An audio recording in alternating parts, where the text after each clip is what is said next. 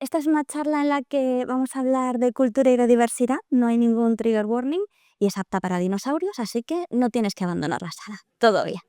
Muchas gracias por acercarte. Tienes que tener un calor ahí dentro que espero que esas pilas duren muchísimo.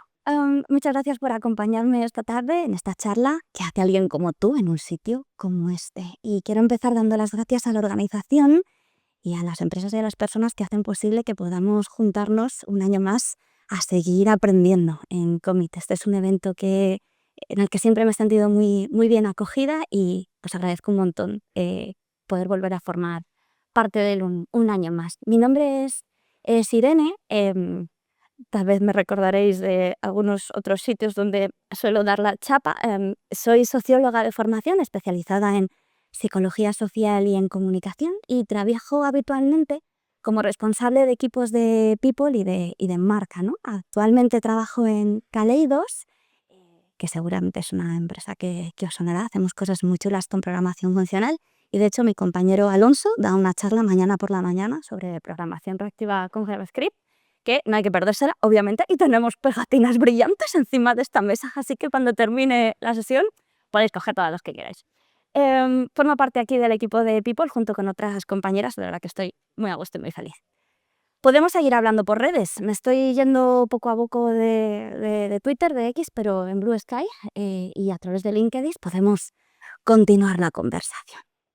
Entonces, siempre empiezo contando un poco de dónde sale esta charla y como casi todas las charlas surge de un turno de preguntas de una charla anterior en la que empezamos a hablar de, bueno, pues cómo podían impactar los sesgos, que de hecho en Commit el año pasado estuvimos haciendo una charla de sesgos cognitivos y cómo esto podía impactar no solamente a lo largo del proceso de selección, que es algo de lo que vamos a hablar hoy también, sino de cómo tiene repercusión también en la cultura que se genera dentro de las organizaciones y en nuestro día a día, ¿no? Muchas veces. Vamos a hablar entonces de cosas muy diferentes, pero que están muy interrelacionadas. Probablemente os suenen de algunas charlas, pero también veremos conceptos nuevos. Y vamos a hablar también de diversidad, que es algo de lo que se habló mucho durante un tiempo y ahora parece que como que se nos están olvidando estos conceptos. En cualquier caso, quiero que sepáis que el objetivo de esta charla, igual que el de otras que suelo dar, no es sentar cátedra. Es que, bueno, pues conozcamos conceptos que a lo mejor son nuevos para nosotros y nosotras, o que si ya los conocemos, nos ayuden a generar debate, ¿no? O a hablar o a pensar sobre cosas diferentes. Entonces, quiero empezar preguntándoos si alguno de vosotros habéis visto alguna vez esta palabra de cultural fit. Si os suena de algo, podéis levantar la mano si la habéis visto alguna vez en algún sitio. Es una palabra bastante frecuente que se puso muy de moda hace un tiempo, vamos a ver por qué, y que también ha ido como desapareciendo de esas ofertas de empleo y vamos a tratar de entender de dónde sale y por qué poco a poco como que se ha ido degradando. Bueno, pues como casi todas las palabras que vemos habitualmente en nuestro curro, este es un término anglosajón, porque nos encanta hablar en inglés en este sector. Y trata de medir el grado en el que una persona se siente incluida, incorporada o encaja dentro de la cultura de una empresa, ¿vale? El otro día me estaba hablando con una persona que me decía, es que mi empresa no tiene valores. Mirad, todas las empresas tienen valores. Todos y todas tenemos valores que están fundamentados en nuestras propias creencias, pero pueden ser valores diferentes, ¿no? Hay empresas, organizaciones que darán prioridad a ganar más dinero o a la transparencia o a muchos valores diferentes y la medida en la que nosotros encajamos o coincidimos con los valores de esa organización, eso sería ese cultural fit, ¿no? Ese encaje cultural. El cultural fit, la verdad que durante un tiempo ha estado bastante de moda, igual que esta foto, que desde 2014 está en todas las puñeteras bases ¿sabéis? Las bases de datos de imágenes que tú buscas startup, te salen estos señores que deben de tener ya 57 años, y siguen apareciendo ahí. Ahora los llamaríamos bros, ¿no, señores? Bueno,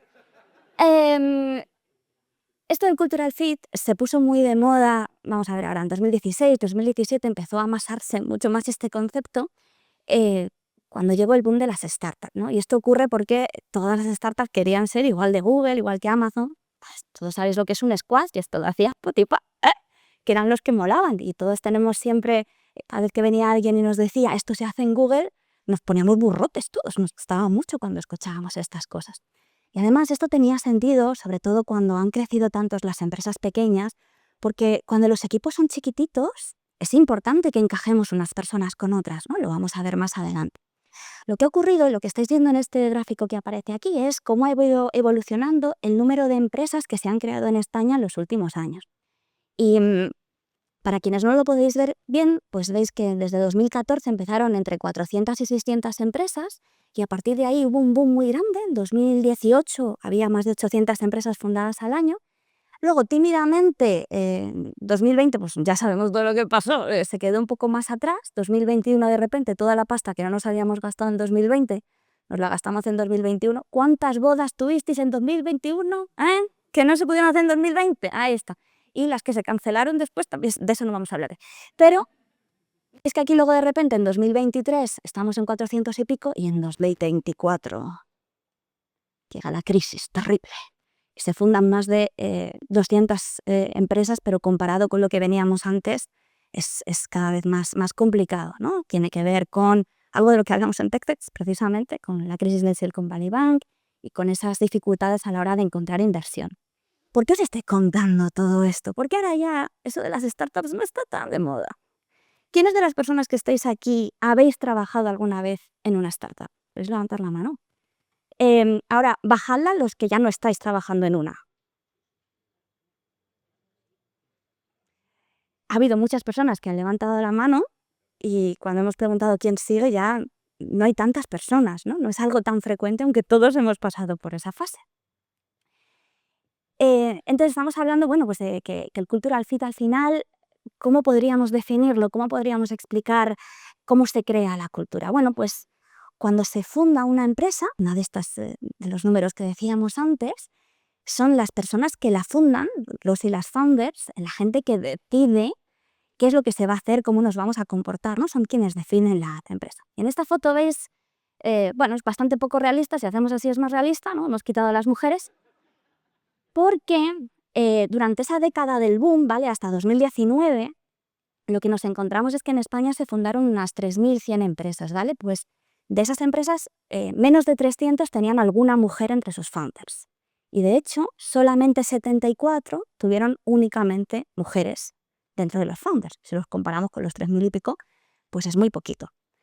Estos datos hablan de género, pero si pensamos, fijaos, en otro tipo de minorías, a mí me ha resultado muy difícil, no digo que sea imposible, pero yo no lo he encontrado, encontrar empresas que estuvieran fundadas por personas con una identidad de género diferente al binarismo, con una orientación sexual distinta a la mayoritaria, con un color de piel y sobre todo gente que no haya estudiado en el Pilar, gente que tenga un origen socioeconómico o educativo diferente, ¿no?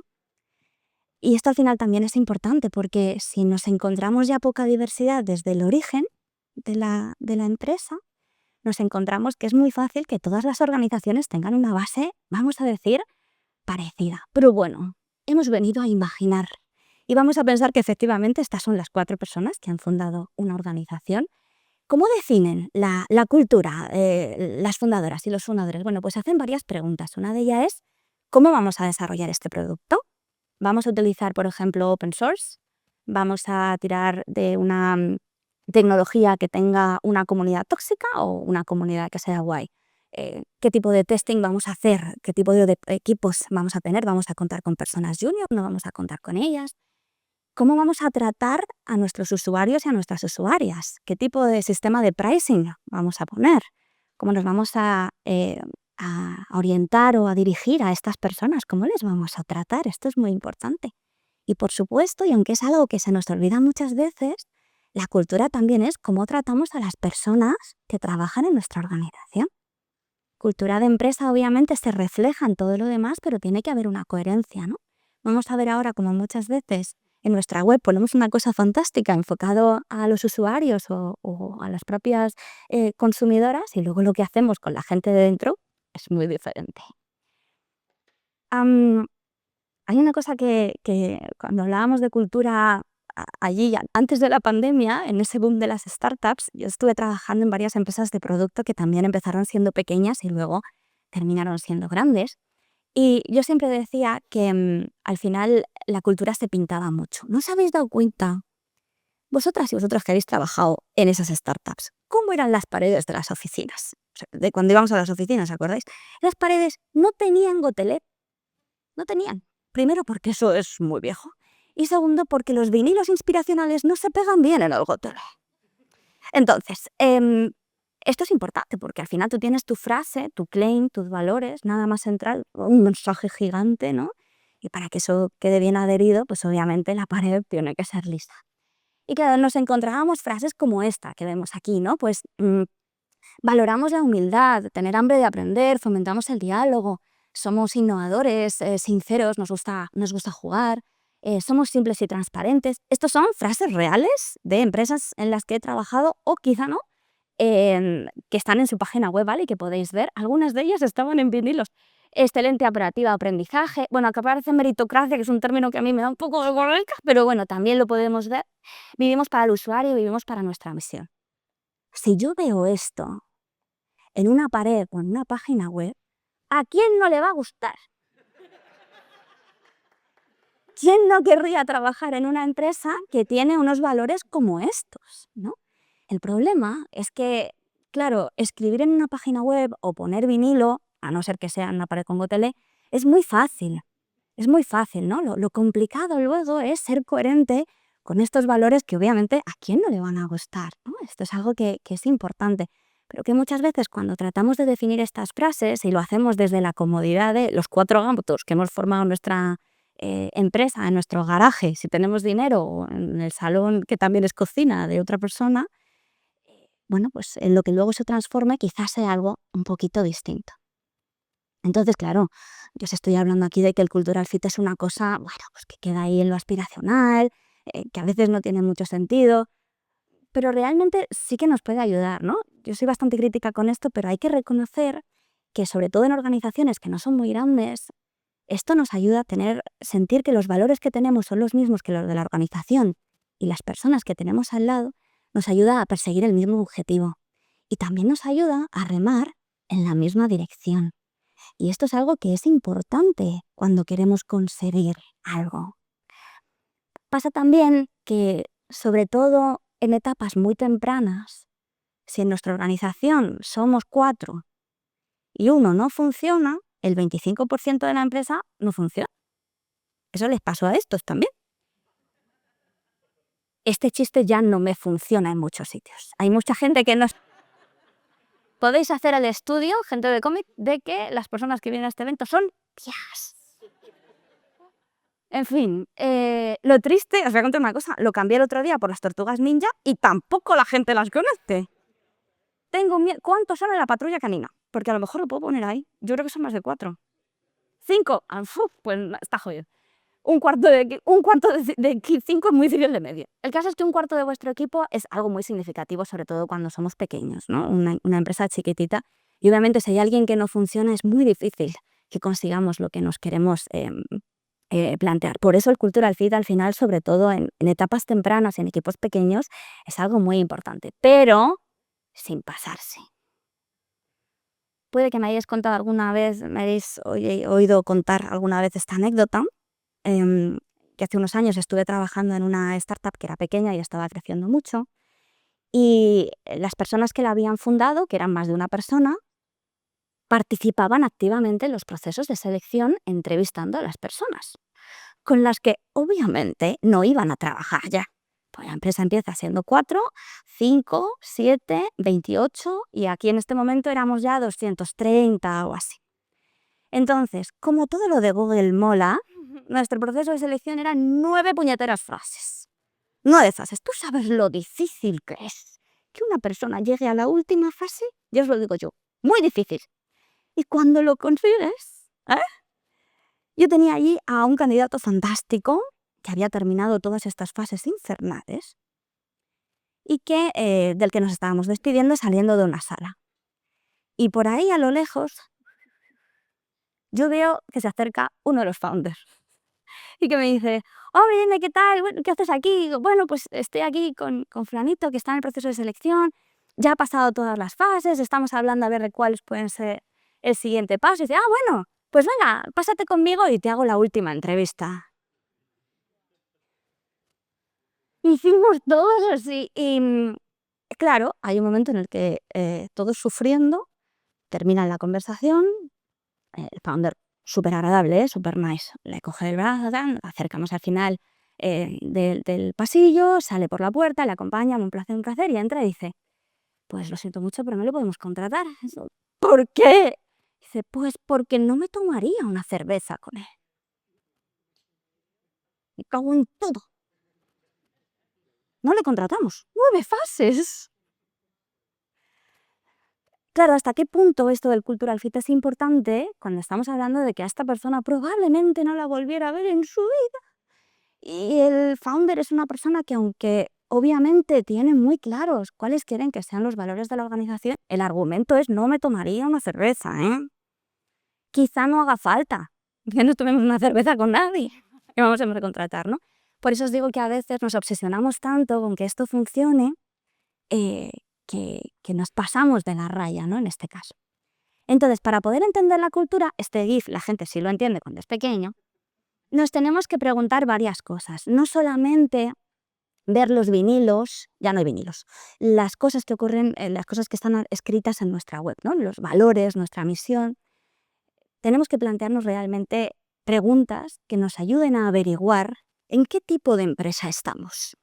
Una de esas preguntas puede ser qué es lo que se está considerando bueno y normal en nuestra organización.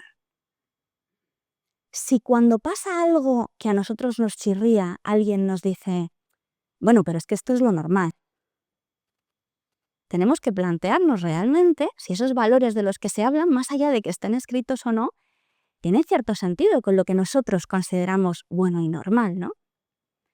Tenemos que empezar a pensar qué tipo de comportamientos se penalizan dentro de la organización, también cuáles se premian. Si cuando ocurre algo que a nosotros nos chirría, se jalea o se critica, eso también nos da muchísima información. Esto es algo real, mucho más allá de lo que queramos poner en la web. Pero ¿sabéis qué es muy importante también? Es muy importante no solamente la gente a la que contratamos y por qué la contratamos, sino la gente a la que despedimos y la gente que se nos va. ¿Cómo es la gente que se ha ido de nuestra empresa al último año? ¿Qué valores tenía? ¿Qué razones han esgrimido? Puede ser simplemente que haya personas que, esta charla no va de eso, ¿no? Pero en otras hemos hablado de que existen los pull factors, razones por las que nos vamos por nuestro propio crecimiento personal, la empresa no puede hacer nada por retenernos, pero en otras ocasiones esto no es así. ¿Qué tipo de personas, cuál es la penalización que se hace cuando alguien denuncia un acoso? ¿A quién se despide? ¿A la persona que lo ha sufrido o a la persona que lo ha perpetrado? Estas son las preguntas reales que nos podemos hacer para averiguar cómo realmente es nuestra cultura y ver si coincide con lo que está en la página web. El cultural fit muchas veces se ha relacionado con la palabra diversidad y a veces son dos conceptos que no se llevan bien. Esto es muy interesante, ¿no? ¿Qué es la diversidad? Bueno, pues a veces pensamos que la diversidad es un término que está politizado, que es complejo, hay personas a las que le rechinan y personas a las que nos encanta, ¿no? Pero la diversidad no deja de ser aquellas cosas que nos hacen diferentes, que nos hacen distintas a unas personas a otras.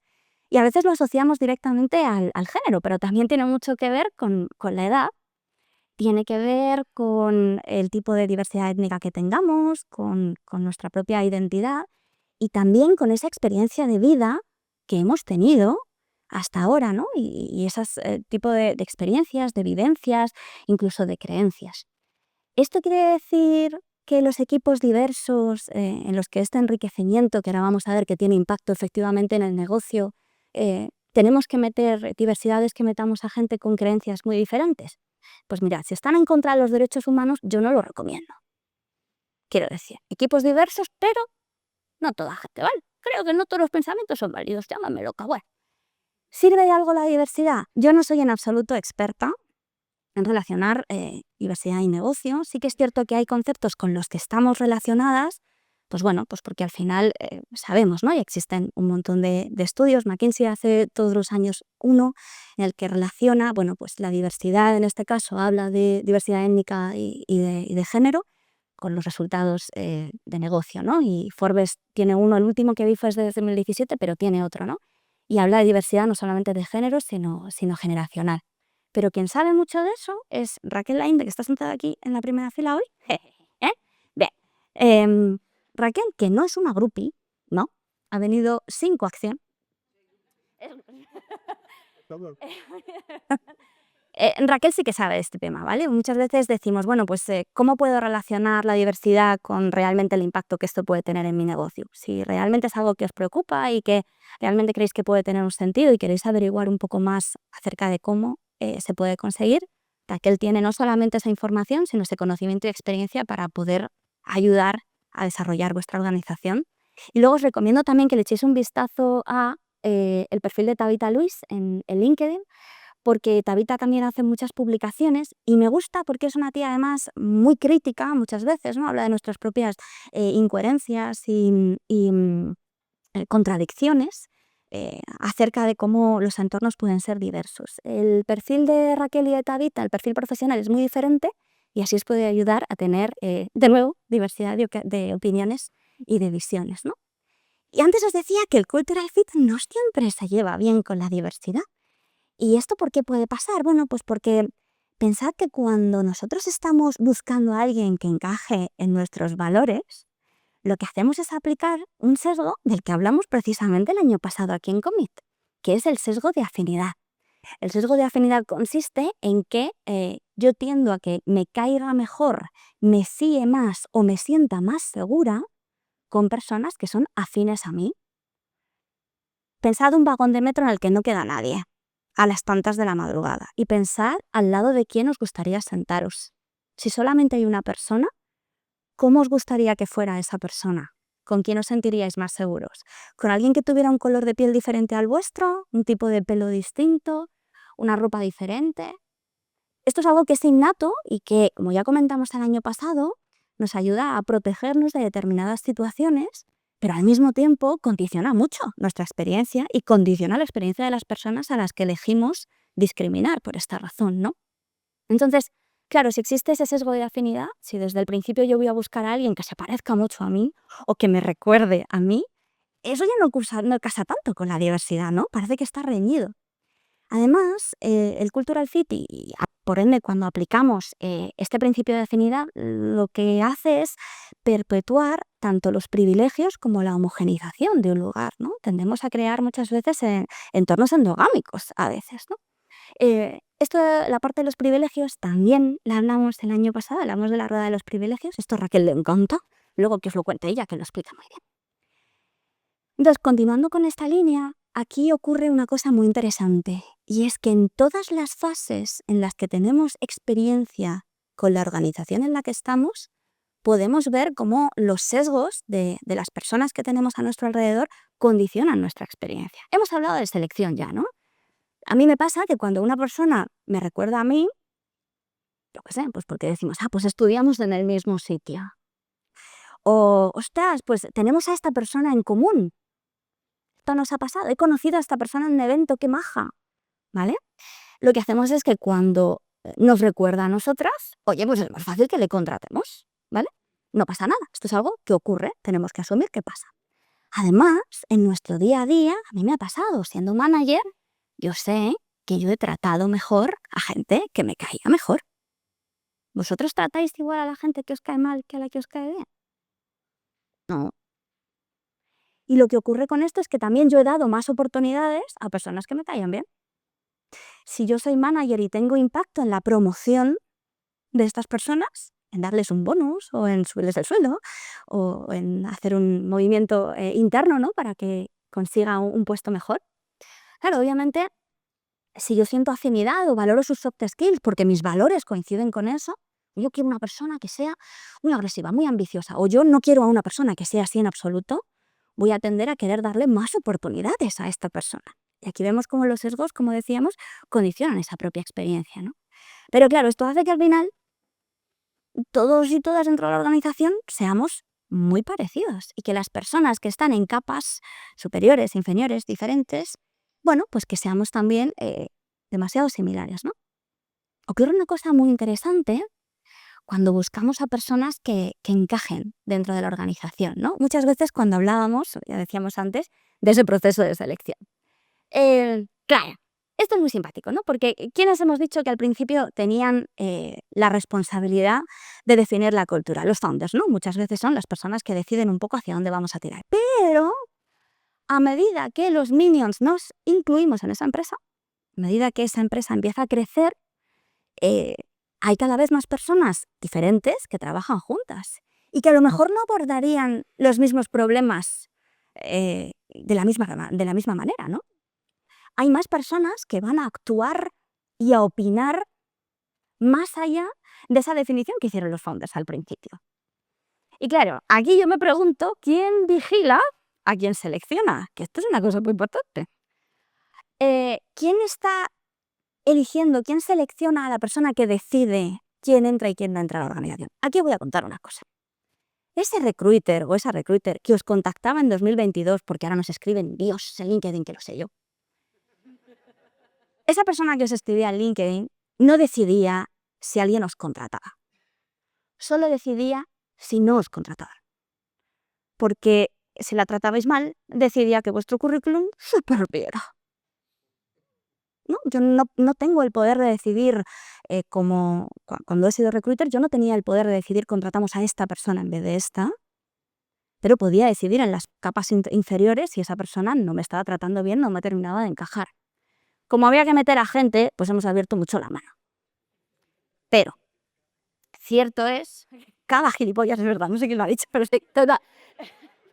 ¿Por qué estoy yo en mi empresa? Bueno, entonces, ¿qué ocurre? Que muchas veces esa persona realmente no tiene la capacidad de decir, como os decía, que efectivamente tú seas el elegido o la elegida para entrar.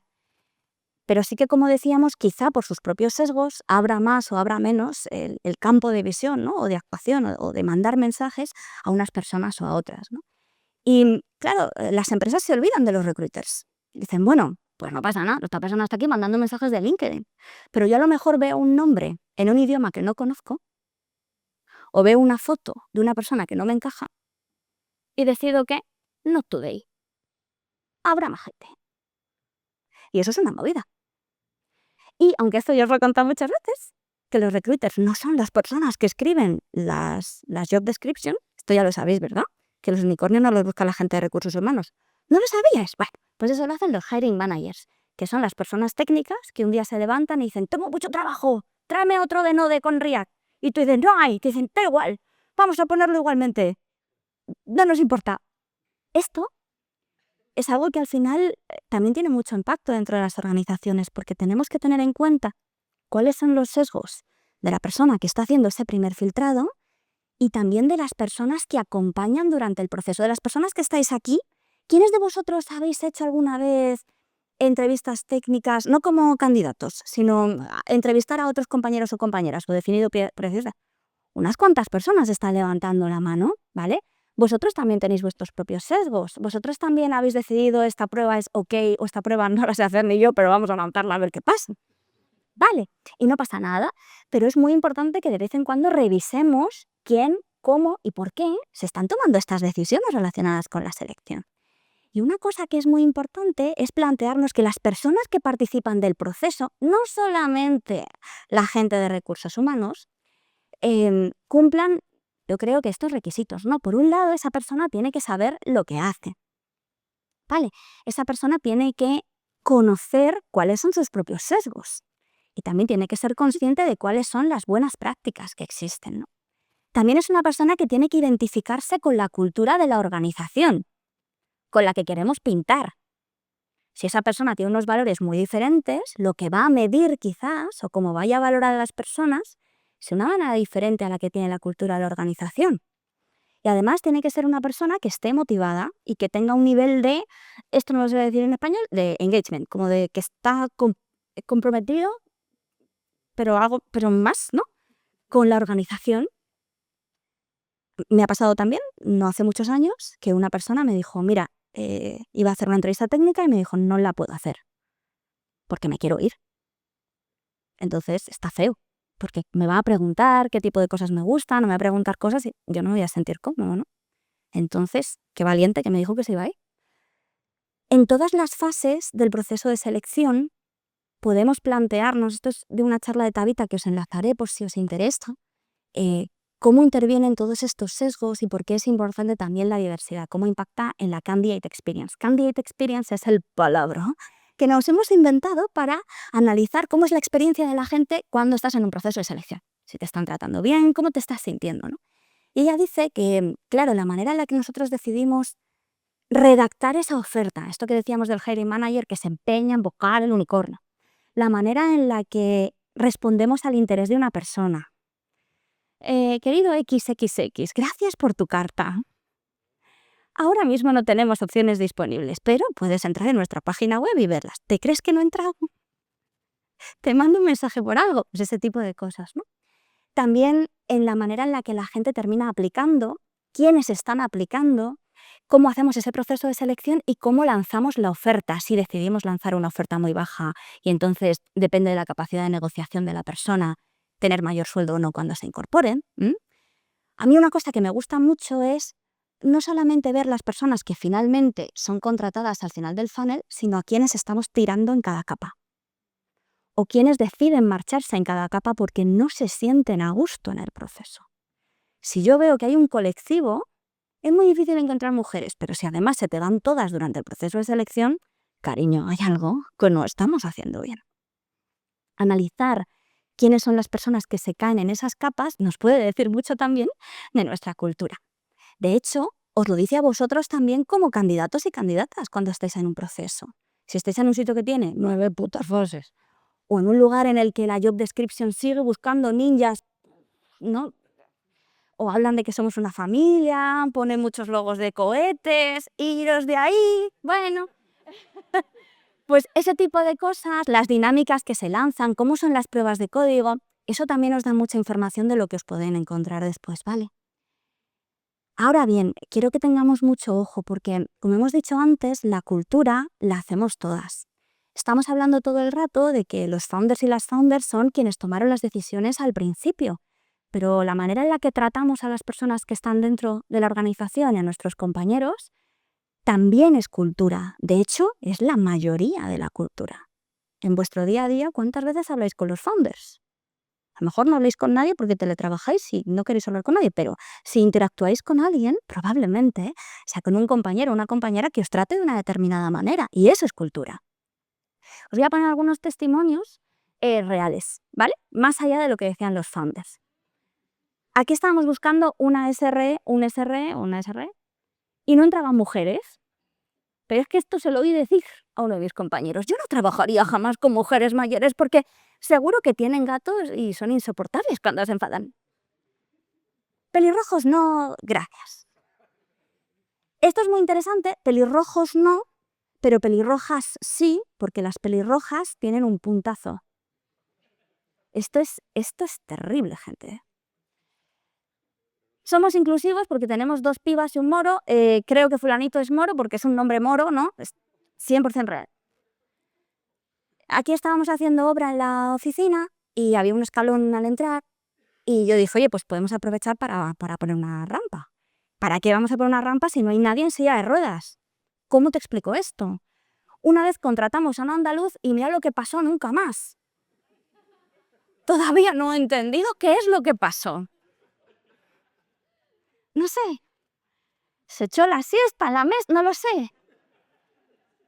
Y esto es una persona con la que sistemáticamente la gente se quejaba porque hacía bromas muy pesadas a un determinado colectivo dentro de la organización. Bueno, pues es que esta persona hace bromas, bueno, son pesadas, pero no le vamos a echar por eso, ¿no? Esta frase, no le vamos a echar por eso, ¿no? Esto es lo que veíamos antes de las cosas que permitimos. A lo mejor a este tío no le ascienden, pero estamos teniendo esta respuesta, ¿no? Ante esa situación. La cultura, como os decía antes, la hacemos todas y aunque yo os decía que al final los founders y las founders, bueno, pues ya se quedaron atrás hace mucho tiempo, la organización, people, negocio, todo, tiene responsabilidad en qué cosas está permitiendo y qué cosas está premiando. Mucho ojo también aquí, no solo nosotras como empleadas somos responsables de esto, la organización tiene que vivir esto, por muy horizontal que sea una organización. Hay que tener mucho cuidado con una cosa. Y es que no es lo mismo la intención que el impacto. Porque yo puedo decir las cosas con muy buena intención y equivocarme. No saber que va a tener un impacto negativo en otra persona. Esto no puede ser una excusa, de no me he dado cuenta, no lo había pensado. Manolo, piénsalo. Porque muchas veces, diciendo no era mi intención, justificamos muchos comportamientos. Y eso tampoco está bien. Pero es cierto que creo que no tenemos que medir de la misma manera a la gente que simplemente se equivoca y luego itera y luego aprende, si no, no, que a organizaciones que sistemáticamente es que lo de la intención directamente les da igual, ¿no? Esto yo creo que es interesante también que lo tengamos en cuenta. Y luego hay una cosa que a mí me gusta mucho también pensar, que es si el cultural fit es algo que al final nos lleva a un camino que quizá no nos encaja, ¿cómo podemos realmente incorporar personas que no nos destrocen la organización por dentro, pero que al mismo tiempo nos aporten valor? Pues para eso existe algo que se llama el value fit, ¿vale? También se conoce por otros nombres, entonces a lo mejor lo veis en otros sitios como adding fit, no lo sé, lo he visto de diferentes maneras.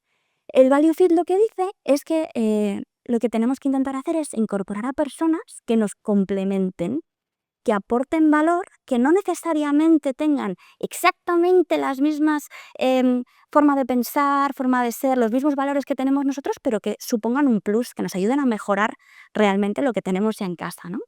¿En qué se diferencia del cultural fit? Bueno, pues tiene cosas buenas y cosas reguleras, porque por un lado el cultural fit, como os decía, pretende mantener la cultura, y el value fit lo que quiere es no solamente fijarse en la cultura, sino añadir un valor, ¿no?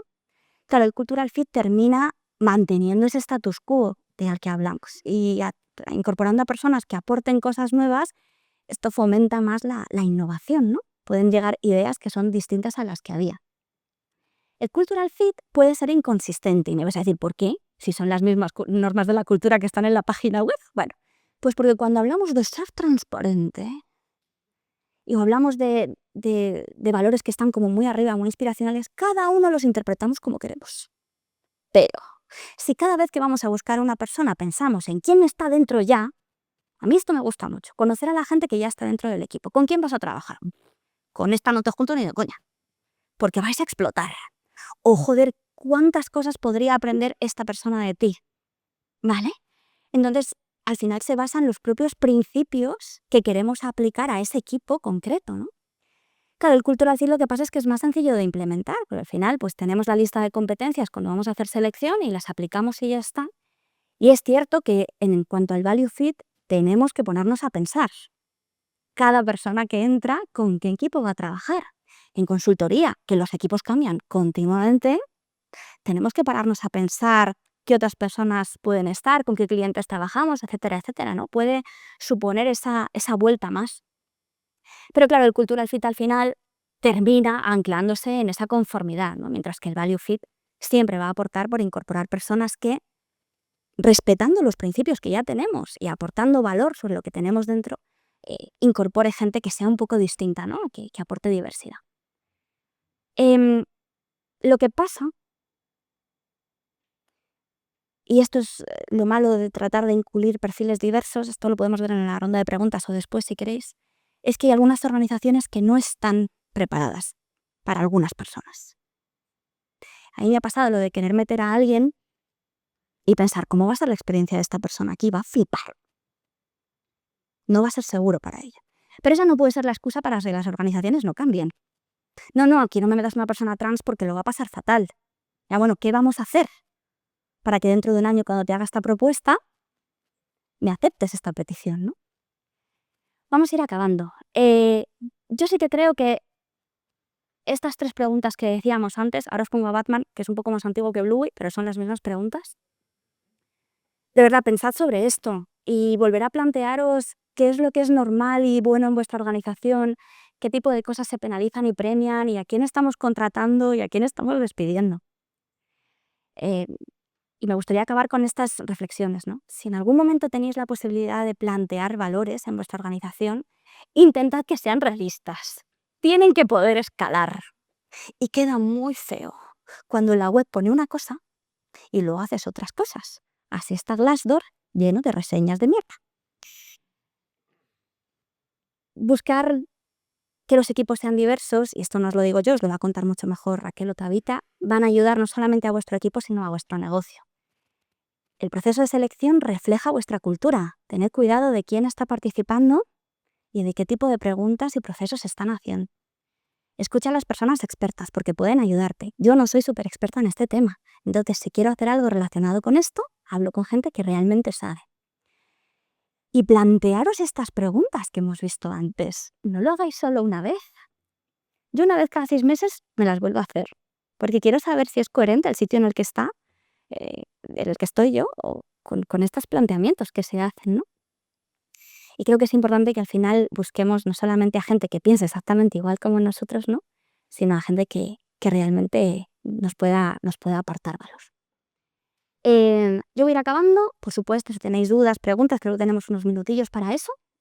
Podemos comentar lo que os apetezca. Y sin más, os voy a dar las gracias por aguantarme. Pues repito que estupenda la charla como siempre. Bueno, para gracias. Que se oiga bien. Gracias. Y a ver, has hablado de lo de que cuando tú, como persona al cargo de la people, ahora, Sí. ¿no? Sí, ahora. ¿El término? Sí. Y que efectivamente esta cultura hace que tú puedas decidir, y si a alguien te cae mal, pues ya directamente lo puedes rechazar, ¿no? Entonces me pregunto cómo luchas contra eso, porque al final no se trata de que te caiga bien a ti, Claro. se trata de que trabaje bien con el equipo. Y digo porque yo también he tenido ese problema de que efectivamente cuando entrevistas a alguien, si te cae mal, es muy difícil que luego lo técnico a lo mejor entre, ¿no? Y bueno, y relacionado con eso, ¿Sí? también cómo se lucha contra los prejuicios. Por ejemplo, el que yo conozco bien es el de una persona ciega automáticamente está descartada en muchísimas entrevistas porque la gente entiende que no va a poder trabajar. Claro. Entienden mal, pero bueno, ¿cómo se lucha contra eso? Vale, gracias. Pues mira, la primera pregunta tiene una respuesta de la que estoy bastante orgullosa.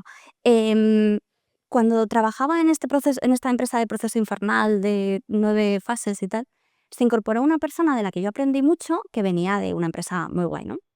Y planteó una idea de un comité de selección. Eso es algo que también se hacía en Amazon y tal. Entonces, en este comité de selección, las personas que forman parte de él intervienen en todas las fases. Hay muchas personas mirando el currículum, hay muchas personas evaluando las cover letters, evaluando las pruebas técnicas y van rotando. Y cuando se termina el proceso, se reúnen esas personas y, hombre, si hay un desempate o hay una cosa muy flagrante, ¿no? Es una anécdota que conté hace años en TechFest, no la voy a volver a contar. Bueno, pues todo el mundo tiene poder de decisión para precisamente, como decía Ramón, evitar que si a alguien le cae mal directamente, porque tiene unos sesgos o una forma de pensar, pues directamente vaya fuera, ¿no? Ese filtro no lo puede hacer solamente la persona de recursos humanos. Para que esto funcione, las personas que forman parte del proceso tienen que estar formadas. Y es muy difícil hacer entrevistas. Hay bootcamps de programación y en 3 meses aprendemos a programar. ¿A que no hay bootcamps de esto otro? No hay, amigas. ¿Va? Esto es la universidad de la vida. No. Hay que tener en cuenta que conocer y entender nuestros propios sesgos, saber que los tenemos y que yo tengo los míos y no me los puedo quitar, está bien que me complementen otras personas dentro del proceso para hacerlo. ¿Sabéis dónde no tuve que llevar esta idea? En Caleidos, porque yo lo hacía. En Caleidos hacen esto, ellos tienen su propio proceso de selección, hay personas que, bueno, yo creo que a lo mejor tenemos que reciclarnos de vez en cuando esa formación en sesgos y en otras cosas para que siga activa, pero eso ya lo hacen ellos. Yo presento a un candidato ahora mismo, otra vez he vuelto a hacer entrevistas, yo presento a un candidato y yo tengo mi opinión, pero me la callo. Y hay otras personas que aportan, que ven y se tienen en cuenta todas las perspectivas. Haciendo ese tipo de cosas ayuda a limitar esos sesgos. Y en cuanto a la discriminación directa por algo tan concreto como la diversidad funcional, la discapacidad, etcétera, etcétera, aquí muchas veces las empresas lo que tienen es mucho miedo a las adaptaciones de los puestos. Mucho miedo. Porque parece que son muy caras, porque logísticamente pueden ser complejas y demás. Entonces yo lo que os invito es que se hable directamente de eso con la candidata o el candidato, ¿no? Entender efectivamente cuál es la adaptación real que se necesita y entender que en algunos sitios, pues oye, que es perfectamente factible, ¿no? Muchas veces es por el propio desconocimiento o vaguería, amigas. Esto pasa todo el tiempo. Eso es todo el tiempo. Así que sí, efectivamente, lo que dice Ramón es verdad y creo que se podría no solucionar, pero sí hablar un poco con eso. Hola Irene, gracias por la charla. La hemos disfrutado mucho por aquí. Gracias. Quería hacerte una pregunta porque es que me viene como el pelo porque precisamente estábamos hablando de esto justo antes de que empezara la charla. Muy bien. Voy a aprovechar. Estábamos hablando de que a veces se da la situación por selección, pero también muchas veces por los que hacen la entrevista técnica, Sí. de que van no a intentar evaluar a la persona, sino a demostrar que guay soy, que soy el alma del universo y que tú eres una mierdecilla. ¿Tienes algún consejo para gestionar esas situaciones? Yo a esta gente le dije, ¿a que a ti te jode cuando te han tratado así en una entrevista? O sea, muchas veces, y esto lo comentaba, de hecho lo dijo Borja en una charla de Texas no hace mucho, muchas veces criticamos procesos de selección y cuando estamos en el otro lado, seleccionando a gente o contribuyendo de alguna manera, vamos y replicamos los patrones que tanto daño nos han hecho. Y muchas veces tiene que ver con una propia reafirmación, lo que decías, ¿no? Me tengo que reafirmar porque yo soy aquí, la más sabe, la mejor del mundo. Bueno, pues ese tipo de cosas requieren muchas veces de una intervención real. De sentarte con esa persona y decirle, tú eres gilipollas. No, de decirle, oye, he observado. Y también lo que hacemos muchas veces, que es una cosa que me gusta y he hecho en otros sitios, es pedir feedback siempre después de cada fase. Entre la persona o no entre la persona. Y en todas las fases en las que alguien se descarta o se autodescarta. Y le preguntas, ¿qué tal te hizo sentir la persona con la que estabas? Que es algo cualitativo. Entonces, si yo voy no solamente con, tengo que decirte una cosa, sino, mira, lo digo yo y estas 12 personas a las que has entrevistado en los últimos meses. Eres imbécil. Pues ahí ya tengo esa argumentación, ¿no? No es me tiene manía, recursos humanos, qué cabrón. Pues ese tipo de cosas se pueden hacer, pero para eso hay que pedir feedback. Y yo creo que eso muchas veces nos ayudaría, ¿no? A poder explicar, oye, pues que esto que no te gustó a ti nada que te hicieran, no deberías hacerlo tú tampoco. Quería preguntarte al respecto, sí que has hablado un poco de pedir feedback después de que no se cae el proceso. Sí. Quería preguntarte un poco cómo gestionas tú, cómo gestionarías lo que es el proceso de onboarding para obtener la mayor sinceridad posible en si la persona ha sido por la cultura, si se ha ido por alguna persona. Vale. Porque igual puede pasar que la gente como ya se va, pues le da un poco igual, te dice, bueno, y no eres todo sincera, y un poco más para identificar, o si incluso puede ir alguna persona técnica a esa reunión de onboarding, por si dice, pues esto que hacéis pues no me parece bien, o me voy por eso. Vale, hay una cosa, ¿os han despedido alguna vez? Cuando te despiden, lo peor que te puede pasar es no imaginártelo. Hay una máxima en People que es, tú no puedes despedir a alguien que no se lo espere, porque si no lo has hecho fatal. Una cosa es un layout por contingencias de la producción, 2022, pero si te van a echar por performance, tienes que saberlo antes, tío. Alguien te ha tenido que decir esto no está funcionando. Si una persona se va y yo no me lo imagino, hay algo que he hecho mal. Porque yo debería estar sabiendo por qué te vas. Podemos tener esa conversación franca en la que a lo mejor tú me digas, mira, no he tenido un entorno de seguridad psicológica en el que te pueda decir que mi jefa es una cabrona. Y me voy por eso. Y no lo he dicho antes porque no siento que este sea un espacio seguro para poder hacerlo. Pueden darse otros casos, ¿no? En los que, pues como hemos dicho antes, la vida cambia y yo me marcho y me voy por razones en las que la empresa no puede hacer nada. Pero aquí ese ejercicio es previo. No siempre hay presupuesto suficiente en recursos humanos para haceros ese seguimiento tan exhaustivo, pero debería hacerlo. O sea, debería existir. A mí no me debería poder pillar por sorpresa que una persona se marcha. Y debería sufrir cuando se va, porque quiere decir que algo dentro, si es por razones que podía evitar, ha fallado. Entonces se consigue un entorno de mayor sinceridad cuando ese trabajo lo has hecho previo. Algunas personas cuando se van no te quieren decir ni a dónde se van, que tío, si lo vas a poner en LinkedIn en 4 días, ¿qué te pasa? No tiene sentido. Pero hay personas que y tienen el derecho a no contártelo. Solo si has generado ese entorno de seguridad es fácil tener una información real. También a veces las entrevistas de salida se hacen, lo que decías tú, no con personas distintas. Alguien de People con quien puedas tener esa relación, tu business partner, la persona que te seleccionó, quien sea, alguien de recursos humanos, y luego pues alguien de tu equipo, otra persona, ¿no? Y se comparan las... Eso es un poco delicado porque hay personas que cuando se van la lían muchísimo. Bueno, Es que ahora hay una generación que sube todo eso a LinkedIn, hace vídeos. Me lo paso pepa, luego lloro, pero me lo paso bien. Entonces tienes que tener cuidado con... Yo he tenido uno que se ha clavado un abrecartas, esto no os lo he contado nunca, otro que me incendió una papelera, bueno, hay unas cosas. Entonces hay veces que dices, bueno, pues no, vamos a hacer que esto sea rápido, indoloro, para que no me denuncies por nada. Pero yo creo que si mejoramos ese proceso previamente, es más fácil conocer esa información después.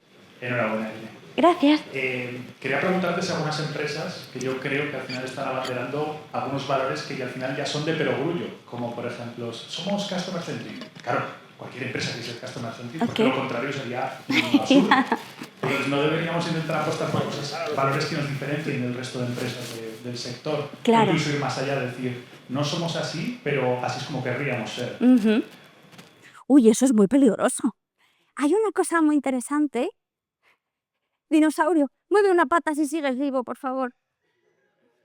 Ah, vale. Ok. Gracias. Me había asustado, creí que era un fósil ya. Bueno.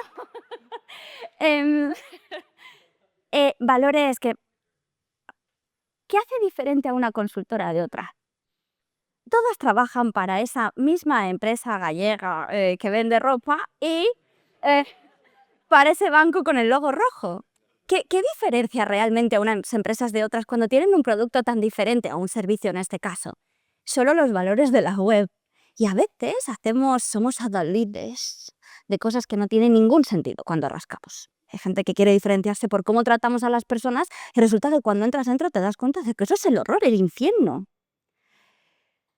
Entonces, para mí esos valores sí que tienen que ser realistas y entonces se cae en lo de customer centric, algo que deberíamos ser. Hay que identificar cuáles son factores higiénicos o cosas que tendrían que darse por sentado, y cuáles pueden ser un poco aspiracionales. Entonces, igual que cuando tienes productos distintos, quieres entender cuál es la diferencia entre unos y otros para elegir, en las empresas debería ser un poco igual.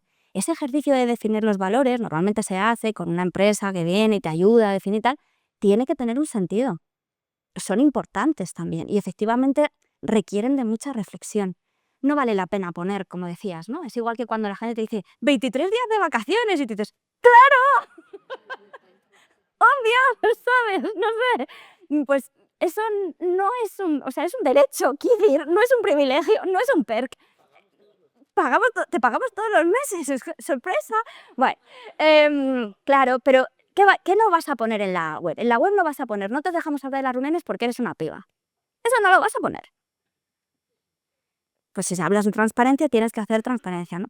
Y hay una cosa muy interesante que cuando hay en los procesos de preselección gente que nos pregunta, ¿esto de lo que presumes en la web, cómo lo haces? Esto es algo que podéis preguntar en vuestro proceso de selección. Habláis de que sois customer centric. ¿Cómo lo conseguís? ¿Qué protocolos tenéis para asegurar que me habláis de diversidad, por ejemplo? Es una palabra que, oye, pues está ahí, ¿no? Vale, ¿qué hacéis? Cuidamos de las personas. ¿Cómo? ¿Cuánta gente tenéis en recursos humanos solo dedicada a esto? ¿Cómo lo medís? ¿Qué herramientas tenéis? ¿Tenéis un Excel infinito o tenéis una herramienta que realmente esté pensada para esto?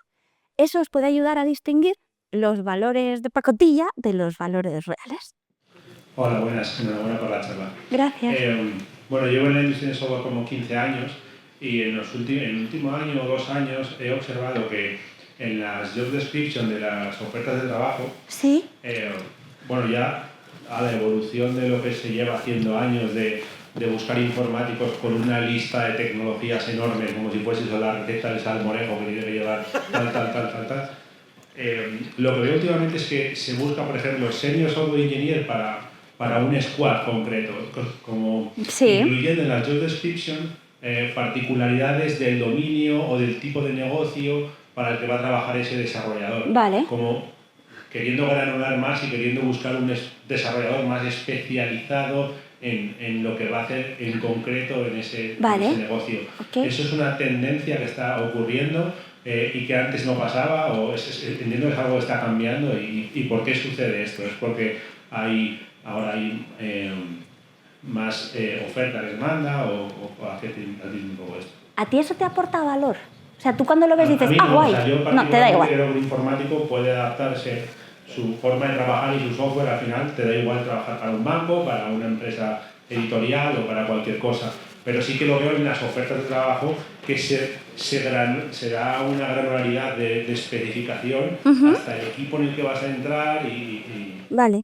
Esto es muy interesante. No todas las personas somos iguales. Yo conozco a gente que no quiere trabajar en un banco o en una casa de apuestas o en un... O sea, las personas pueden tener líneas rojas relacionadas con la ética, pero también pueden tener preferencias. Hay gente, por ejemplo, yo estuve trabajando en una empresa que hacíamos... era un proyecto de ciberseguridad, de crédito, se analizaba la solvencia.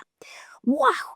Cuando les hablabas a la gente de que iban a trabajar con unos datos tan específicos en ese tipo de nicho de fintech y tal, la gente se volvía loca y había gente a la que no le interesaba, ¿no?